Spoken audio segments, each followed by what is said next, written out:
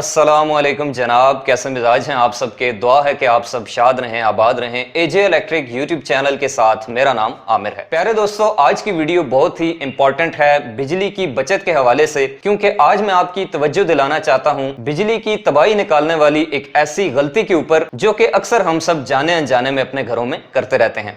जी हाँ दोस्तों, मैं बात कर रहा हूँ छत वाले पंखे की, यानी कि सीलिंग फैन की, जिसको अक्सर हम अपने घर में इस्तेमाल करते हैं। एक कॉमन होम अप्लायंस है। तो ये जो छत वाला पंखा होता है जी, सीलिंग फैन, इसके अंदर एक बहुत ही बेसिक सा कंपोनेंट इस्तेमाल होता है। अक्सर आपने देखा होगा जिसको हम कैपेसिटर कहते हैं। और किसी भी पंखे में कैपेसिटर लगाने के दो मकासद होते हैं, दो काम वो सर अंजाम देता है।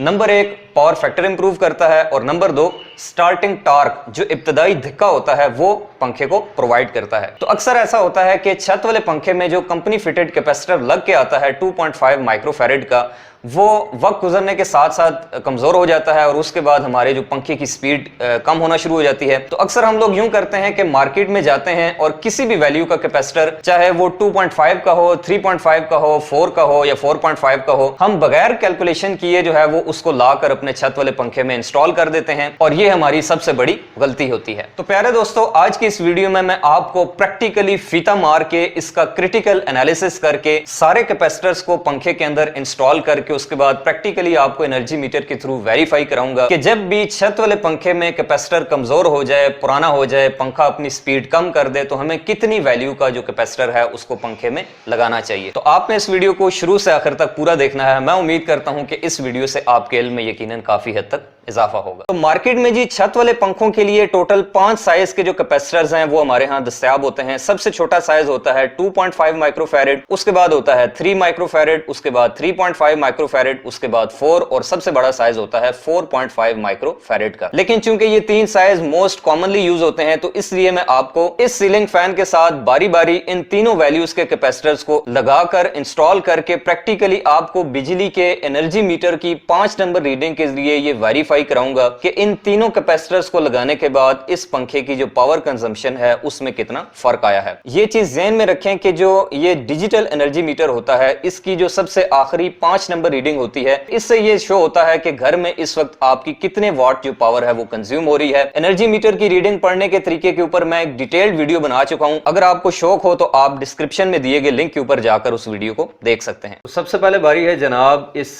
2.5 माइक्रोफैरेड के सबसे छोटे साइज के कैपेसिटर की, और अक्सर कंपनियों के सीलिंग फैंस में यही साइज का जो कैपेसिटर है ये लगा हुआ आता है। तो आप देख सकते हैं दोस्तों कि मैंने 2.5 माइक्रोफैरेड के कैपेसिटर को इस पंखे के साथ अटैच कर दिया है। तो चलिए अब मैं इस पंखे को ऑन करके उसके बाद आपको सबसे पहले इसकी जो पावर है वो चेक कराता हूं। अब प्यारे दोस्तों, मैं आपको इस एनर्जी मीटर की 5 नंबर रीडिंग के थ्रू इस पंखे की जो पावर है वो चेक कराऊंगा।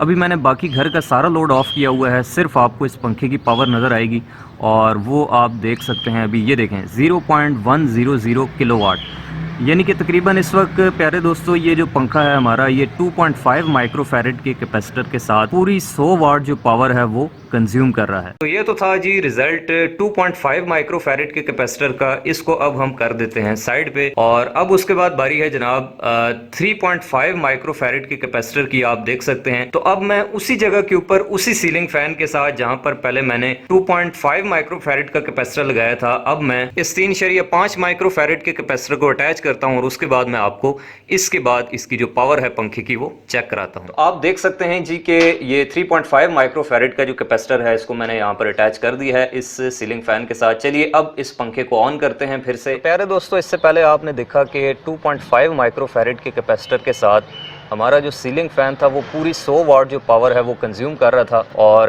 अब मैंने 3.5 माइक्रोफैरेड का कैपेसिटर लगाया है। तो अब इसकी 5 नंबर रीडिंग हम देखते हैं जी कि ये पंखा कितनी वाट जो पावर है वो ले रहा है।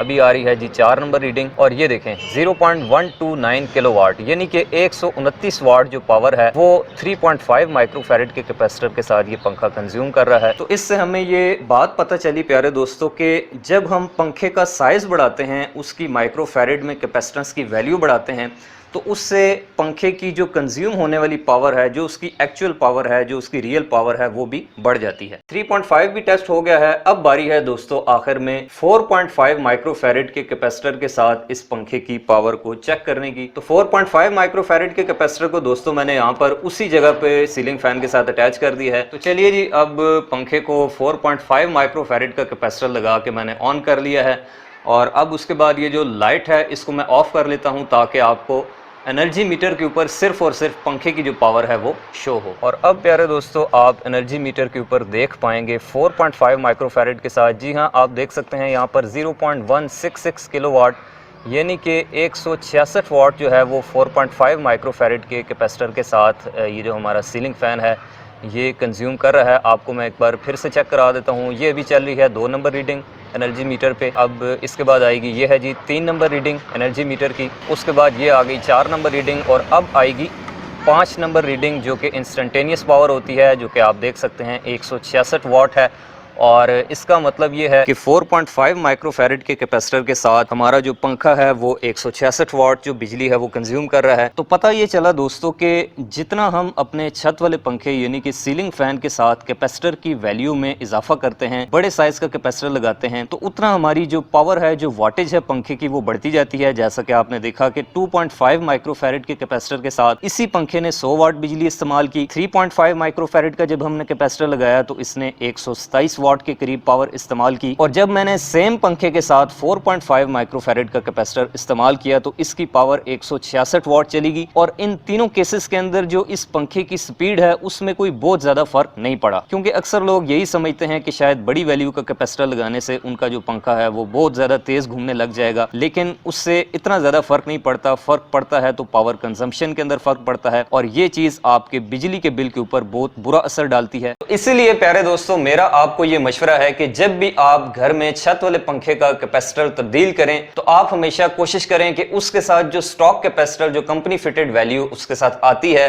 2.5 या 3 या 3.5, उसी वैल्यू का कैपेसिटर आप दोबारा से इंस्टॉल करें, ना कि आप स्पीड बढ़ाने के चक्कर में कोई बड़ी वैल्यू का कैपेसिटर इंस्टॉल कर लें जिससे आपकी पावर कंजम्पशन बढ़ जाए और उससे आपके बिजली के बिल में बेतहाशा इजाफा हो जाए। और अगर आपको ये पता ना हो कि ये लास्ट टाइम कब चेंज किया गया था तो फिर बेहतर है कि आप 2.5 माइक्रोफैरेड का यानी कि जो कम से कम वैल्यू है उसका कैपेसिटर पंखे के साथ लगा दें, तो इसकी आपकी जो पावर कंजम्पशन है वो काफी हद तक कंट्रोल हो जाएगी। तो मैं उम्मीद करता हूं दोस्तों कि आपको आज की इस वीडियो से काफी नई चीजें सीखने को मिली होंगी। अगर आप आइंदा भी इस तरह से इलेक्ट्रिकल इंजीनियरिंग के हवाले से यूजफुल और नॉलेज से भरपूर वीडियोस टाइम टू टाइम देखना चाहते हैं तो आप मेरे इस यूट्यूब चैनल एजे इलेक्ट्रिक को सब्सक्राइब करें और साथ में बेल आइकन प्रेस करें। इंशाल्लाह आपसे मुलाकात होगी किसी नेक्स्ट वीडियो में। तब तक के लिए अपना रखिएगा बहुत सा ख्याल।